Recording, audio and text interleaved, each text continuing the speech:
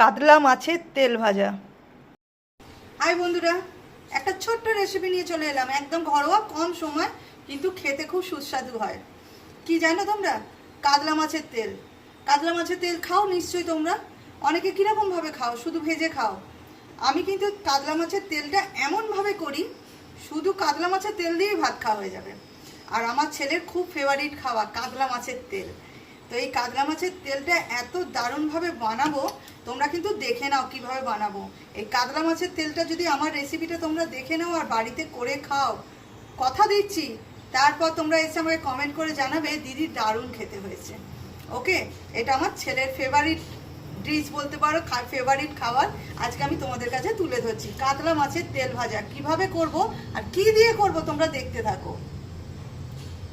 বন্ধুরা, কাতলা মাছের তেলটা কিন্তু আমি খুব ভালো করে ধুয়ে আর নুন হলুদ মাখিয়ে রেখেছি।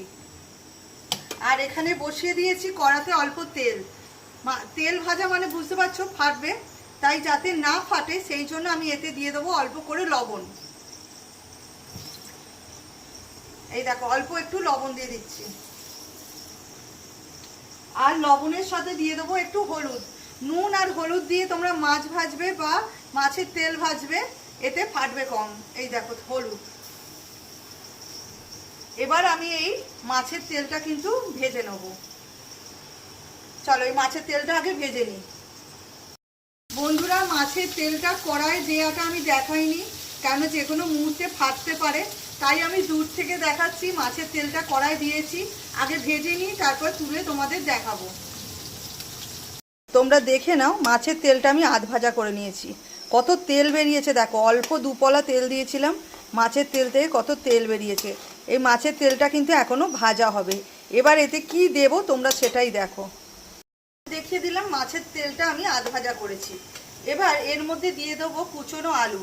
এই আলুগুলোকে আমি ছোট ছোট টুকরো করে কেটেছি। এই দেখো, তোমাদের দেখিয়ে দিচ্ছি, ছোট ছোট টুকরো করে কেটেছি। এটা নুন হলুদ মাখিয়ে রেখে দিয়েছিলাম। এই আলুটা এবার এই তেলের মধ্যে দিয়ে দেবো।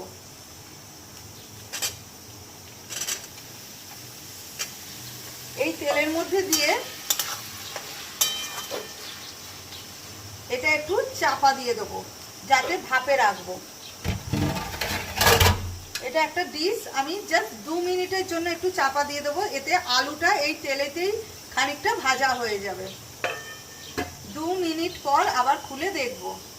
চাপাটা খুলে দিয়েছি বন্ধুরা, দেখো আলুটা কিন্তু লাল লাল হয়ে ভাজা হচ্ছে আর মাছের অনেক তেল বেরিয়েছে। তো এই মাছের তেলেতেই আমি এবার দিয়ে দেবো কুচনো পেঁয়াজ। এই যে কুচনো পেঁয়াজটা দিয়ে দিলাম। এবার এটা একসাথে খুব ভালো করে কিন্তু ভাজা করতে হবে, ঠিক আছে? এই দেখো, দেখেছো, খুব ভালো করে এবার এইগুলো একসাথে একটু ভাজা করতে হবে, তারপর আবার মশলা দেবো। বন্ধুরা, মাছের তেল ভাজাটা কিন্তু পেঁয়াজটা দেওয়ার পর অনেকটাই লাল লাল করে ভাজা হয়ে গেছে। এবার আমি এতে কি দেব তোমরা সেটাই দেখে নাও।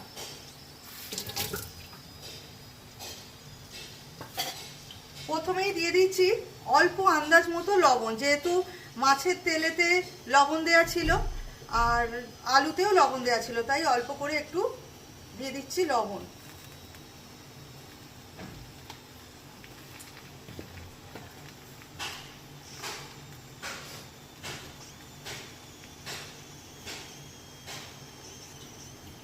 অল্প করে দিয়ে দেবে একটু হলুদ গুঁড়ো। আচ্ছা, একটু দিচ্ছি লঙ্কার গুঁড়ো। এতে খুব বেশি লঙ্কার গুঁড়ো দেবে না, আন্দাজ মতো দিতে হবে। আর অতি অবশ্যই দিয়ে দেবে একটু মিষ্টি, চিনি। এটা কিন্তু অল্প একটুখানি হলেও দেবে, এতে টেস্টটা খুব ভালো হবে। এবার এইসব দিয়ে একটু ভাজা করবে, কোনো জল টল দেবে না, জাস্ট ভাজা করবে। দেখো মাছের তেল ভাজাটা কেমন হচ্ছে, দেখতে কেমন হয়েছে অতি অবশ্যই বলো। এই দেখো, এইভাবে মাছের তেল ভাজাটা কমপ্লিট করছি। আমি কমপ্লিট করে নিয়ে নাবিয়ে তোমাদের দেখাবো মাছের তেল ভাজাটা কেমন হলো। খেতে কিন্তু দুর্দান্ত সুন্দর হয়। দেখো নাবিয়ে দিয়েছি, নাবিয়ে তোমাদের কাছে তুলে ধরলাম মাছের তেল ভাজা। মশলাগুলো সবই দেখিয়েছি কিভাবে করেছি।